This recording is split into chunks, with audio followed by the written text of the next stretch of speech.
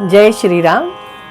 श्री ब्रह्मचैतन्य गोंदवलेकर महाराज यांच्या प्रवचन या पुस्तकातील आज 14 मेचं प्रवचन.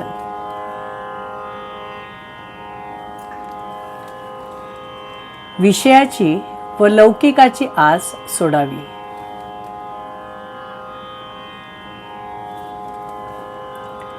आपण रामाचे झालो म्हणजे आपली काळजी त्याला लागते. आपण रामाचे व्हायला अडचण आमचीच. आवडच मुळी आपण विषयाची आणि लौकिकाची ठेवतो. साहजिकच एकाची आसक्ती ठेवल्याने दुसऱ्याची विरक्ती येते.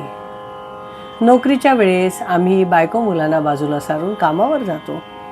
मग साधनेच्या वेळी बायको मुले आड येतात, हे कारण का बरं सांगावे? बायको आणि पैका या दोन गोष्टी आमच्या आड येत असतात असे आजवर अनेक संतांनी सांगितले. मग या निर्माण तरी का केल्या असे कोणी विचारतील तर त्याचं उत्तर म्हणजे काड्याच्या पेटीने विस्तवही पेटवता येतो, घरही जाळता येते. त्याचा जसा आपण उपयोग करावा तसा तो होतो. म्हणजे आम्हाला भगवंताची तळमळ लागत नाही. एक जण म्हणाला की प्रपंच मला टाकावासा वाटतो. मी त्याला म्हटले, नुसता प्रपंच टाकण्याने तुला वैराग्य कसे येईल?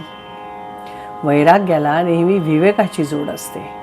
तू आपला मीपणा टाकलास तरी खूप झाला. चांगले कर्म आड येत नाही असे थोडेच आहे.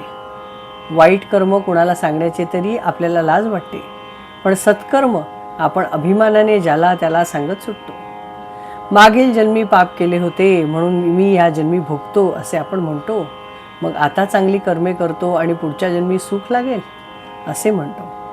म्हणजे जन्म मरण्याच्या फेऱ्यातून सुटण्याऐवजी त्यातच गुंडाळले जाण्यासारखे आहे. दुष्कर्मामुळे पश्चात्ताप होऊन एकदा तरी भगवंताची आठवण येईल, परंतु सत्कर्माचा अहंकार चांगल्या माणसालाही कुठे नेऊन सोडेल याचा पत्ता लागणार नाही. राजा सुद्धा योग्य मार्ग दाखवण्यासाठी आपल्या संगतीला चांगला माणूस ठेवतो.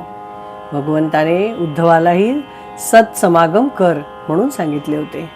याहून अधिक काय पाहिजे? कडू कारले खाल्ले तर कडूपणाचीच प्रचिती येते. मग विषयाच्या प्राप्तीने जीवन गोड कसे होईल? प्रेम येईल तेव्हा भगवंताची भक्ती करील असे म्हणू नये.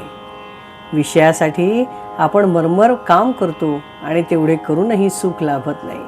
मग भगवंताचे नाव न घेता प्रेम येत नाही असे म्हणणे किती वेडेपणाचे आहे. लग्नाआधी मुलीला 10-5 जणांना दाखविली जाते. लग्न झाल्यावर ज्याप्रमाणे त्यातला एकच आपला नवरा असतो आणि बाकीच्यांची तिला आठवणही राहत नाही, त्याप्रमाणे आम्ही एकदा रामाचे झालो म्हणजे त्याच्याशी लग्न लावले म्हणजे मग विषयांचे प्रेम कुठून आले? भगवंताच्या नामाची गरज 2 तऱ्हेने आहे. एक प्रपंचाचे स्वरूप कळण्यासाठी आणि दुसरे भगवंताच्या प्राप्तीसाठी.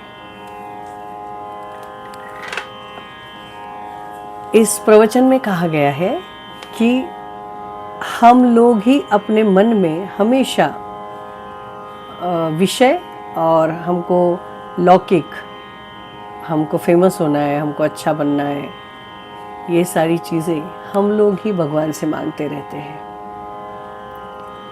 हमें विषय से दूर होकर भगवान की प्राप्ति होने के लिए जन्म मिला है. संतों की संगति हमें यही सिखाती है कि प्रपंच में विषय वासना में आप कितना भी मेहनत कर लो, कितना भी आगे बढ़ लो, आखिर उसमें दुख ही मिलता है. आपकी कोई आशा अपेक्षा उसमें पूरी होती नहीं है. ये बार बार समझाने के बावजूद हम लोग उसी की आशा पकड़ते हैं और दुखी होते हैं. तो संत समागम इसीलिए है कि आपको विषय के बारे में ज्ञान हो जाए और भगवत प्राप्ति की तरफ आपका रुझान हो जाए. तो नामस्मरण कीजिए, आगे बढ़िए. जय श्री राम. श्री राम जय राम जय जय राम. श्री राम जय राम जय जय राम. श्री राम जय राम जय जय राम. श्री राम जय राम जय जय राम.